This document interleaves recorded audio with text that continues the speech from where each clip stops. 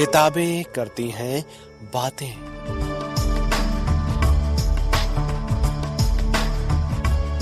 आवाज की तरंगों पर मेहनतकश जनता का साहित्य।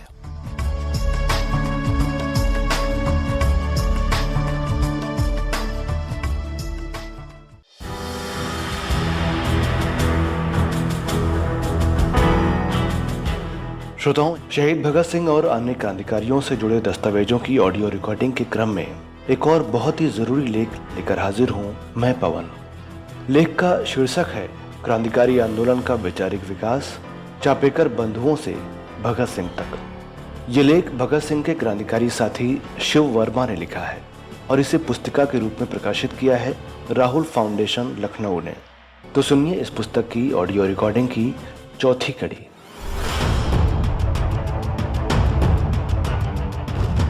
Hindustan Republican association.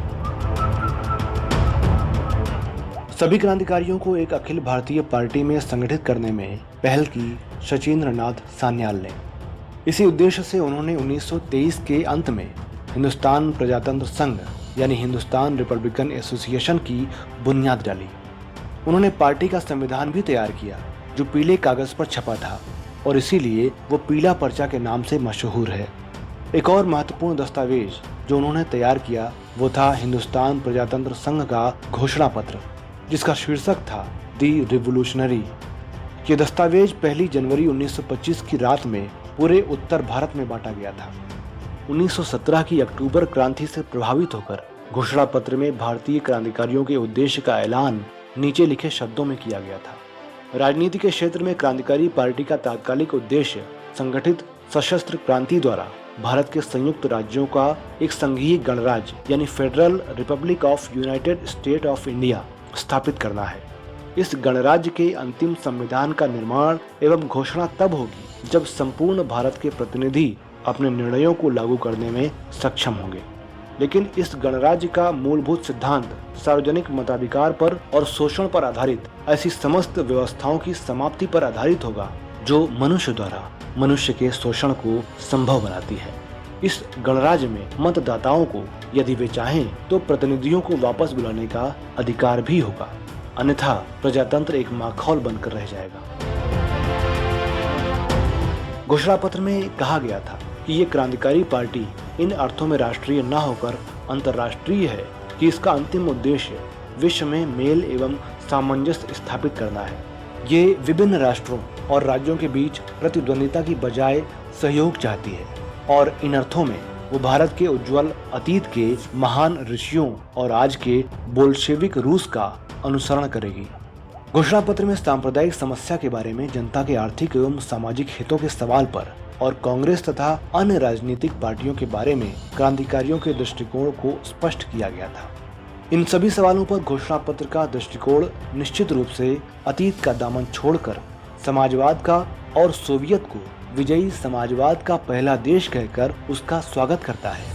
उसमें हमें राष्ट्रीय आजादी के लिए चलने वाले आंदोलनों के अंतर्राष्ट्रीय चरित्र की समझ भी देखने को मिलती है।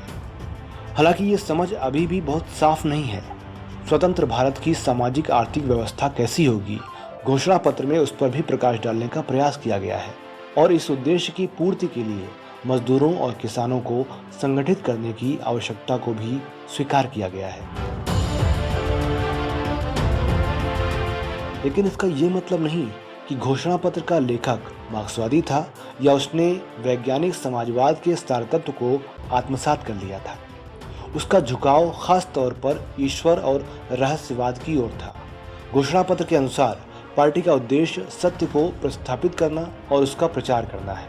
विश्व न माया है न भ्रम कि उसकी तरफ से आंख बंद कर ली जाए और उसकी उपेक्षा की जाए। वो एक अविभाज्य आत्मा का प्रकट स्वरूप है, आत्मा जो शक्ति, ज्ञान और सौंदर्य का सर्वोच्च उद्गम है। लेखक मार्क्सवाद के आर्थिक पक्ष को स्वीकार करता है जो काकोरी से पहले के क्रांतिकारियों के मुकाबले निश्चय ही एक आगे बढ़ा हुआ कदम है। लेकिन जहां तक मार्क्सवाद के दार्शनिक पक्ष का सवाल है, लेखक भौतिकवाद को न मानकर भगवान और धैर्य पर अडिग रहता है। और आगे चलकर सान्याल जी स्वयं लिखते हैं, कम्युनिस्ट दर्शन में इतिहास के भौतिकवादी विश्लेषण का एक महत्वपूर्ण स्थान है। और इतिहास की भौतिकवादी व्याख्या में वर्ग संघर्ष की अवधारणा शुरू से आखिर तक लगातार मौजूद है। मैं भी इन सिद्धांतों को स्वीकार नहीं कर पाया हूं। एक और महत्वपूर्ण मुद्दा जिस पर उनका कम्युनिज्म से मतभेद था, वो था सर्वहारा वर्ग के नेतृत्व की अवधारणा। उनका ये मत था कि सिर्फ मध्यम वर्ग के नौजवान ही नेतृत्व प्रदान करने की क्षमता रखते हैं, जबकि मजदूर और किसान क्रांतिकारी सेना के सिपाही का काम करेंगे। शचीन्द्रनाथ सान्याल और उनके समय के अन्य क्रांतिकारियों की सैद्धांतिक मान्यताओं का सत्येंद्रनाथ मजूमदार ने अपनी पुस्तक in search of a ideology and revolutionary programme में संक्षेप में बड़ा अच्छा खुलासा प्रस्तुत किया है। दोनों दस्तावेजों यानी क्रांतिकारी और संविधान पर टिप्पणी करते हुए उन्होंने लिखा है, ये दोनों दस्तावेज उन क्रांतिकारियों की सोच का प्रतिनिधित्व करते हैं जो उन दिनों साम्यवाद की तरफ आकर्षित हो रहे थे। इसके बाद दोनों दस्तावेजों की विशिष्टताओं का उल्लेख करते हुए वे लिखते हैं, इन दोनों दस्तावेजों की विशिष्टताएं हैं का समाजवाद की विजय पताका फहराने वाले पहले देश के रूप में बोल्शेविक रूस के प्रति और साम्यवाद के प्रति स्पष्ट झुकाव। खा राष्ट्रीय मुक्ति के लिए क्रांति के अंतर्राष्ट्रीय चरित्र को समझने की शुरुआत, हालांकि ये समझ अभी बहुत साफ नहीं थी। गा स्वतंत्र भारत की सामाजिक और आर्थिक व्यवस्था की रूपरेखा तैयार करने की कोशिश। घा मजदूरों और किसानों को संगठित करने के लिए कृत संकल्प होना। अंगा पार्टी में जनवादी केंद्रीयता के सिद्धांत का प्रवेश। दोनों दस्तावेजों की कमजोरियों को मजूमदार ने इस प्रकार गिनाया है। का साम्यवाद के प्रति झुकाव अवश्य था, लेकिन अभी तक साम्यवाद के अध्ययन का ठोस आधार उसे नहीं मिला था। खा राष्ट्रीय मुक्ति संघर्ष में मजदूरों और किसानों की भूमिका के वास्तविक महत्व को स्पष्ट रूप से नहीं समझा गया था। गा घोषणा पत्र का लेखक अभी तक धार्मिक रहस्यवाद के प्रभाव से ग्रस्त है। घा घोषणा पत्र ये समझने में असफल रहा है कि आतंकवाद का मुकाबला करने के लिए जवाबी आतंकवादी अभियान का मजदूरों और किसानों को संगठित करने के कार्य से सामंजस्य बिठाना अव्यवहारिक है। राष्ट्रीय स्थिति का गलत विश्लेषण देते हुए घोषणा पत्र में कहा गया था कि हमारे जीवन के हर क्षेत्र में चरम असहायता की भावना विद्यमान है और आतंकवाद उसमें यथोचित उत्साह पैदा करने का प्रभावकारी साधन है आदि। जबकि उस समय तक भारत की मेहनतकश जनता संघर्ष की राह पर कूच कर चुकी थी।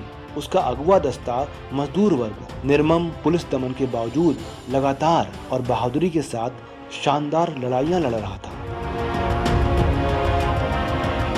बंगाल में भी उसी दिशा में विकास हो रहा था।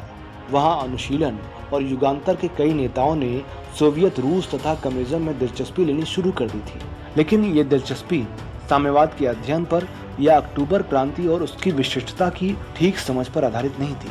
वे सोवियत यूनियन और कोमिंटर्न को हथियार तथा अन्य प्रकार की सहायता, मसलन बम बनाने की शिक्षा आदि प्राप्त करने के एक संभावित स्रोत के रूप में देखते थे।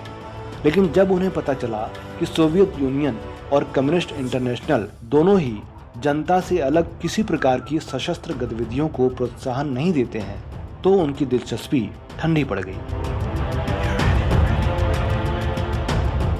उस समय अर्थात तीसरे दशक के उत्तरार्ध में भारतवर्ष में कम्युनिस्ट विचारधारा जनप्रिय हो रही थी। अक्टूबर क्रांति और रूस के खिलाफ साम्राज्यवादी हस्तक्षेप की पराजय के अलावा इस बदलाव के कुछ अन्य कारण भी थे, जैसे का पेशावर और कानपुर के बोल्शेविक षड्यंत्र केस। खा देश के कई भागों में किसानों के जुझारू संघर्ष। गा मजदूरों की देशव्यापी बड़ी बड़ी हड़तालें। घा मजदूर किसान पार्टी का गठन। अंगा देश के विभिन्न कम्युनिस्ट ग्रुपों को मिलाकर एक अखिल भारतीय पार्टी के गठन का प्रयास। राष्ट्रीय तथा अंतर्राष्ट्रीय पैमाने पर घटित इन घटनाओं से प्रभावित होकर अनुशीलन के कुछ कार्यकर्ता पार्टी से अलग होकर कम्युनिस्ट आंदोलन में चले गए। अनुशीलन में उनका अच्छा सम्मान था और क्रांतिकारी युवकों में साम्यवाद को जनप्रिय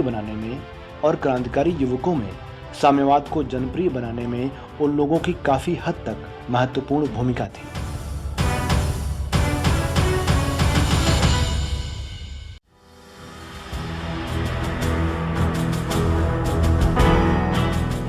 तो श्रोताओं, सहकार रेडियो पर किताबें करती हैं बातें कार्यक्रम के तहत अभी आप सुन रहे थे भगत सिंह के क्रांतिकारी साथी शिव वर्मा द्वारा लिखा हुआ लेख, क्रांतिकारी आंदोलन का वैचारिक विकास, चापेकर बंधुओं से भगत सिंह तक।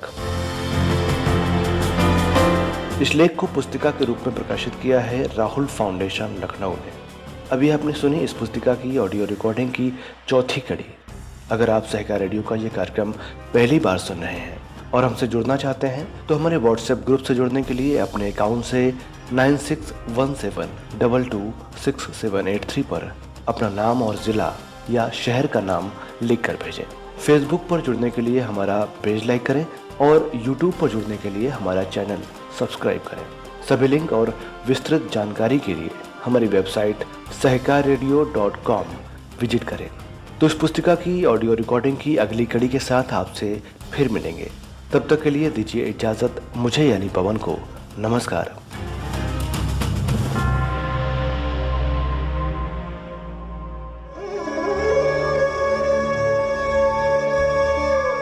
किताबें करती हैं बातें।